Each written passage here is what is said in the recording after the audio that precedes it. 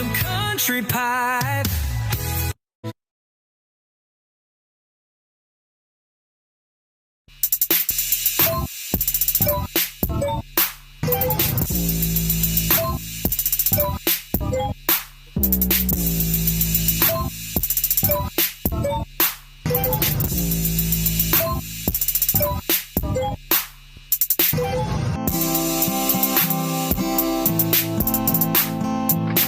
Welcome to the Dollar Bill Show, episode 26.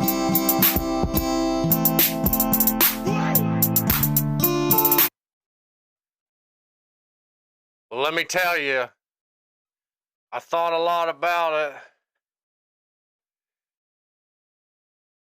And the reason I don't get excited, don't get upset. The reason I'm dressed like this today is because I've been doing a lot of thinking. And I've decided to protest against Starbucks coffee because Maxwell House coffee is about half the price. And I've tasted all the coffees. I built a Ely Cafe and what the fuck is that other guy's name? Doesn't matter. Not the guy on the donkey. I've had Folgers Crystals, Louis Lavazza, you name it. I haven't had the cat shit coffee. I'm good on that. But Starbucks coffee, I just had to replace my Maxwell House with a bag of Starbucks coffee that I had. And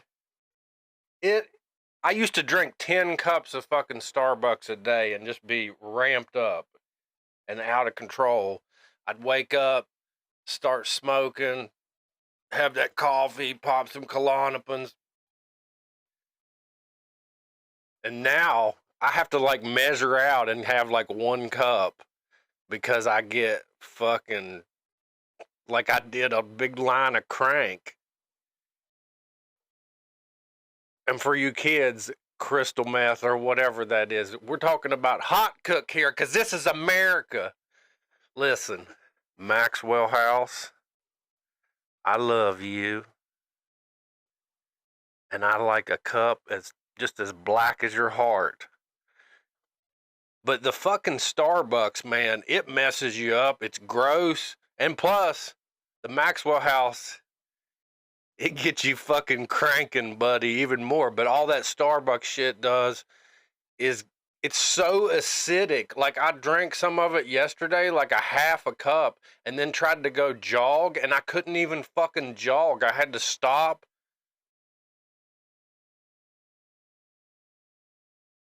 And start walking because it fucked me up so bad.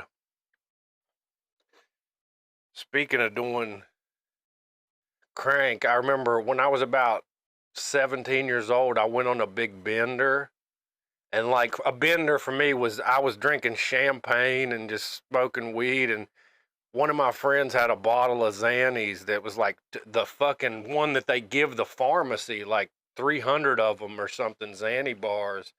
So I was like, and they like we were just partying. They had a hot tub and hanging out at their house, and I was up for no lie like 3 days, and all I was doing was drinking champagne and fucking taking Xannies and smoking blunt after blunt, and like I wound up in the projects at some girl's house, man, and they were smoking crank. Well, no, that was crystal. That was like when crystal meth was first. That was at the end of the crank era. Talking probably like 98, 99. But,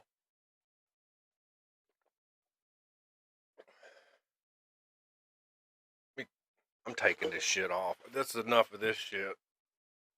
Let me take this shit off. Okay.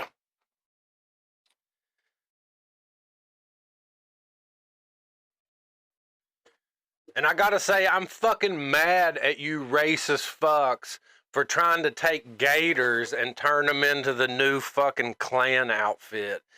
Because now I'm like, whenever I have this on, I'm like, is somebody gonna fucking throw a rock at me or shoot me whenever I'm out running? So I don't even like wear this white one at all.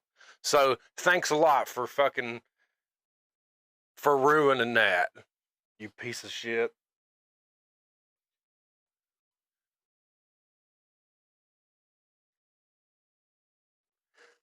So I was in the projects, and I took a hit off of this crystal in a bowl, and dude, I was instantly the horniest I've ever been times a million. And there was some fucking this girl, dude. I mean, wow. And she was the hottest fucking girl I've ever seen in my life. Like, she was the hottest fucking... Ain't nothing like a good ween. Oh, my God. So hot. Like, the hottest girl I've ever seen in my life. And we was, like, just digging each other, dude. I was gonna marry her that night. I was like, you're fucking hot, dude.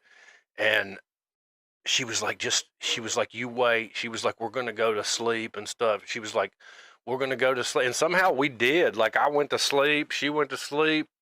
She was like, in the morning, I'm gonna give it to you in the morning. If you still feel the same way in the morning, just stay here with me tonight. And all of a sudden, man, the next thing I know, like, somebody's beating on the fucking door. Billy, Billy, Billy, fucking beating on the door. And it was my fucking, damn, dude, I have a, I will see, but ain't nobody. oh, it's on a different one. Hold on, I gotta do it again. Come on, come up.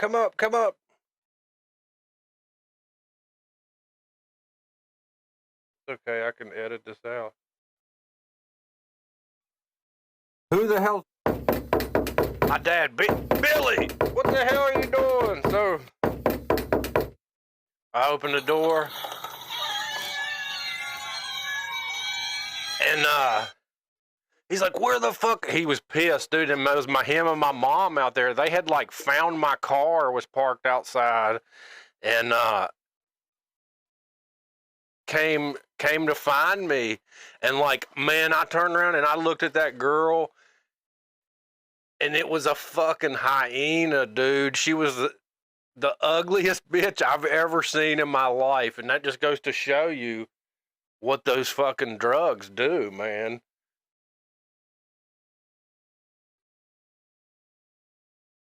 And there was like a bunch of kids running, or she had kids and shit running around, and it was in the projects. I was like, fuck, man. And then another time.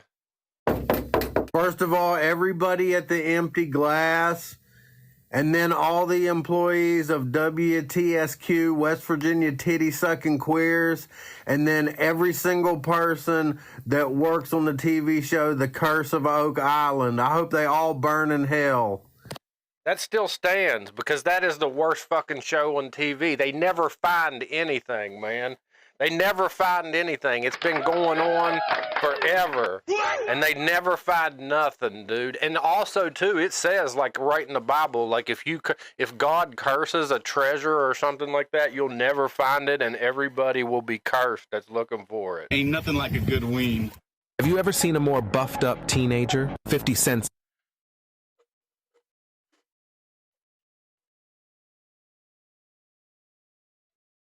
So the one time I did do crank was when I worked at the dog track leading out these greyhounds. And this dude that, like, we hired him, and he was fucking wild, this dude. Well, we went in on a gram of coke, and like, because we had been working our ass off, like, hey, I take care of those dogs. And he comes back with it, and like,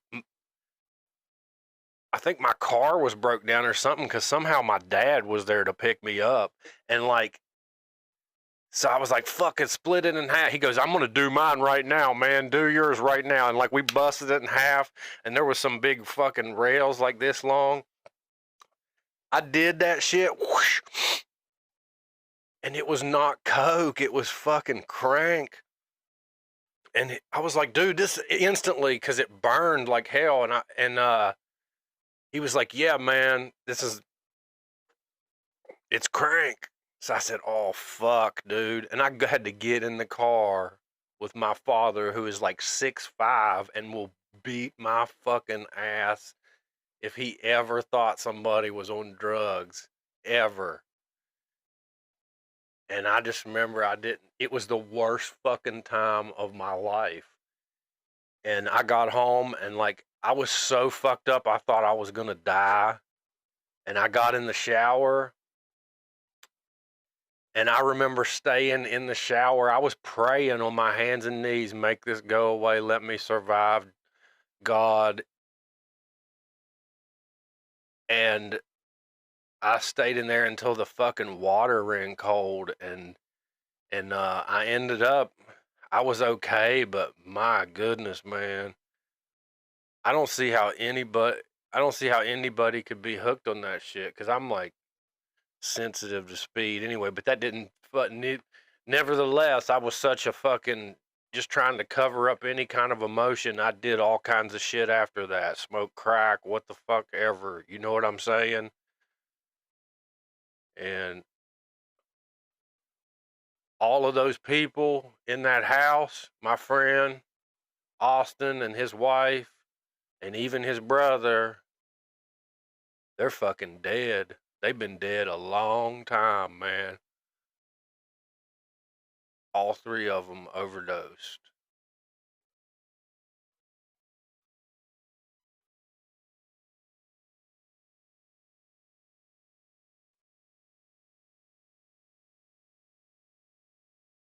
The gruesome discovery of 215 bodies buried in unmarked graves behind a jail outside of Jackson, Mississippi, has left a community in disbelief.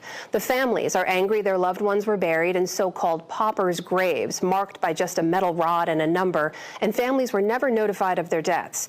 The startling revelation came months after the mother of 37-year-old Dexter Wade filed a missing persons report last March. It wasn't until August when Betterson Wade learned her son had been hit by a police car and killed, then buried in that same cemetery. White people, I know there's a lot of you, I see it online, that are fucking talking shit right now. Well, I never had a fucking slave. My ancestors never had slaves. And it's like, well, that might be true in some cases. You know, I'm part Scot-Irish, so those people probably didn't either. But you know damn well that every one of them fucking unmarked graves right there was all black people. They were all black people, I almost guarantee it. And in the South, these sheriffs have complete control. So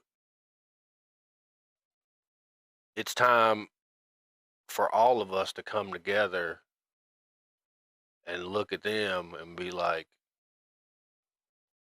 you're not going to fuck us anymore.